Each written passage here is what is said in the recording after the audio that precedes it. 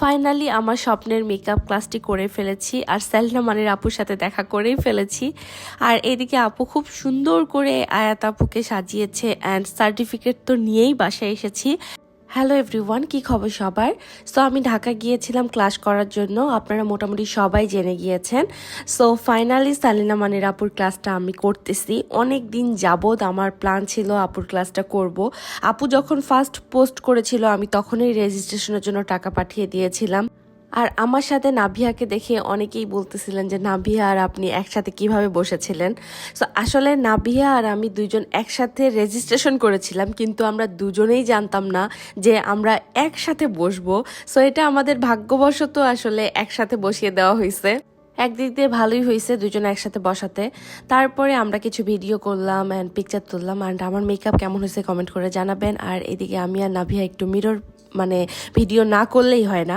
তারপরে স্ন্যাক্স ছিল আমাদের স্যান্ডউইচ আর কুকিজ আর চা কফি। সো আমি কফি খেয়েছিলাম, ভালোই লেগেছে স্যান্ডউইচটা। খাওয়া দাওয়া শেষ করে দেখি যে আমাদের গিফট চলে এসেছে, ব্যাগের ভিতরে আমাদের জন্য গিফট ছিল। তারপরে আমরা ওয়েট করতেছিলাম আপু কখন আসবে, আপু কখন আসবে। আমরা জানি যে আপু পেছন পাশ থেকে আসবে, কিন্তু না, আপু একদম সামনে দিকে এন্ট্রি নিছে। একদম সারপ্রাইজ হয়ে গেছি আমরা।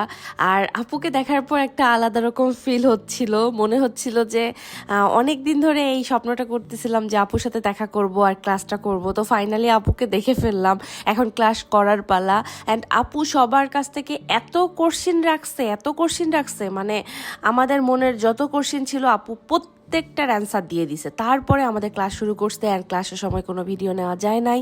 অ্যান্ড তারপরে আমরা লাঞ্চ করতে চলে গেলাম। লাঞ্চে ছিল বুফে।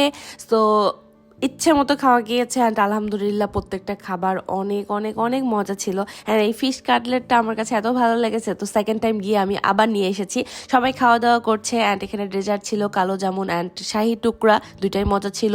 দ্য বিউটি মল থেকে কিন্তু কাউন্টার ছিল অ্যান্ড এখান থেকে ঢাকার ভিউটা দেখতে এত সুন্দর লাগতেছিল।